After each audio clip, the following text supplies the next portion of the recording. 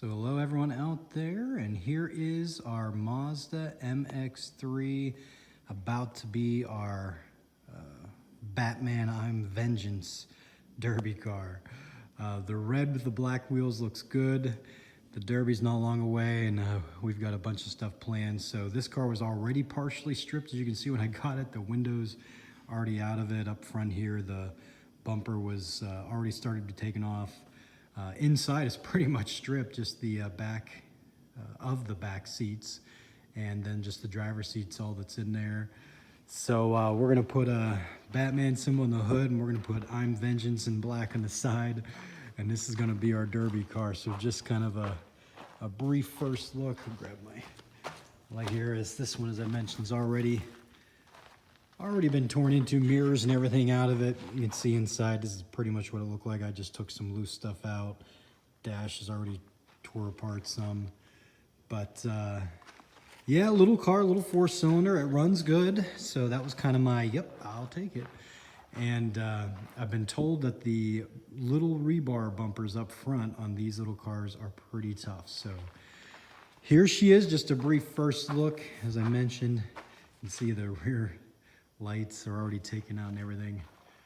So just a brief first look. We're gonna continue tearing this stuff off. Pretty simple stock build, and see if we can have some fun with her in the pit before she bows out. So there's our first look. And just to show under the hood real quick, again, good little motor, runs good. A lot of tight stuff in here. I'm gonna pull the front plastic bumper off here and get the headlights off first. Battery casing there, the part of it was cracked there on the side, the plastic. I just broke it the rest of the way off. I'm gonna see if we can move that fuse box into there. Hopefully, again, I'll run with my U-bolt and my battery lines into the car, so that will be out of the way.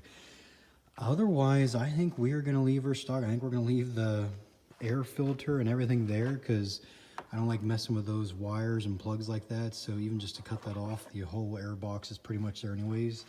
But over here, I believe it's the steering right here is the power steering fluid, and it runs down into like a contraption right there, which is going to be, I believe, fully exposed whenever we take this headlight and this plastic bumper off. The windshield filler there, the fluid holder, we'll just get rid of that. But yeah, we might take anything up front here. I think we're gonna lose some power steering, but that's all right. So yeah, there she is. Just a quick look underneath. We're gonna keep her pretty stock. I don't think we're gonna do much of anything underneath here, even less so than probably typical. So now we got the, excuse me, entire of the front plastic off the headlights. I've realized what a nightmare of, I would say, a bad derby stock car, at least the stock derby car, this thing is. As you see over here, this seems to be the power steering. That's the power steering there. It goes down in there like some sort of a regulator. And that computer, I would assume, is tied just to the power steering. I hope not anything else, because there is no way to move it. And as you see, is on the outside of the frame rail, completely exposed. I mean, I guess it's kind of protected by the corner of the front bumper here, the rebar bumper, and the wheel, but any sort of pressing in there, it's going to be damaged. There's no way to move it because the hose run under the frame rail there, and it's like a, it's not just like a rubber hose, it's like a, I don't know what they're made of.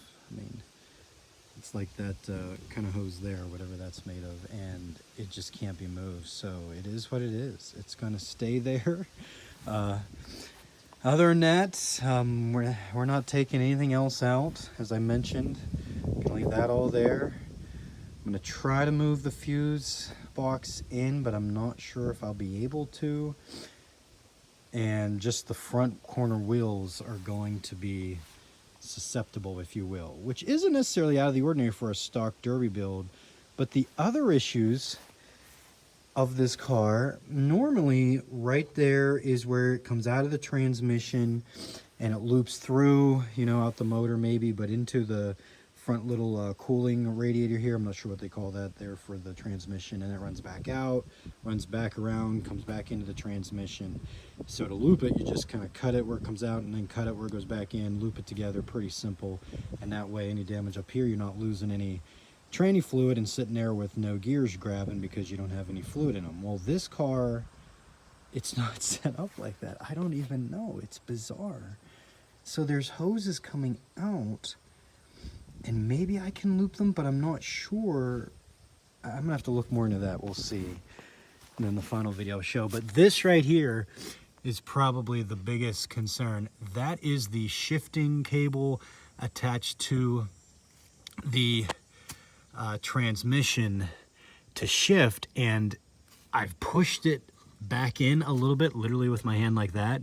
But when you shift, it slides out, and it's like hanging on by a thread. And I just don't think there's any way to really fix that, at least not in my knowledge. I mean, you could maybe like wrap a cable, like a wire around a metal hanger or something like that around it, or 9-wire. I've done that before just to make sure it stays on there.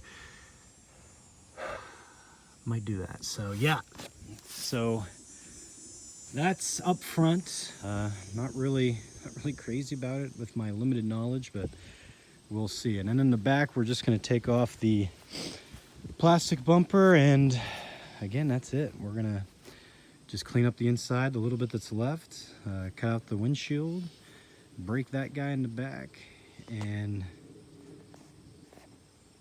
there she is. So here she is, further stripped. The back plastic bumper actually came off real easy, and everything's out of the back end. Inside, just took the back of the rear seats that were still in there, took them out, just kind of cleaned up a little bit. Just some random stuff left in there. So the only thing that's left before we pull it into the big pole barn and just put it up in the jack, and there's, I'm gonna cut the muffler about here and just take that back a little bit out. And there's a fuel line sitting on the rear axle that it's on the outside of the frame, which, as you can see, we're going to get to there quick. I am going to run, as I said, the stock tank, which is up here right in front of the rear axles there, but I want to get that plug on the inside of that frame. Should be able to. It's just on a clip, and I should be able to slide it over and zip tie it. So we are now going to take out the windshield, front windshield, and the rear. And this was suggested to me, if you're someone that watches these videos and you don't know, the Pittsburgh windshield removal kit. Probably get it at like Tractor Supply, or at least one similar.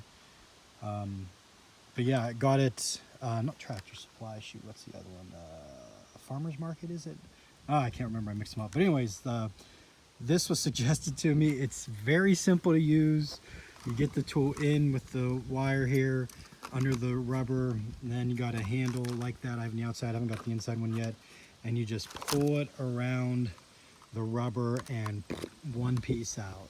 I've heard of these, don't know why I've waited until now. Kind of commenter on a video mentioned this to me, and I was like, yep, I think it's time for me to invest. And I should be able to do the same back here. Again, this one is a lot harder because there's no gel in it, it just shatters.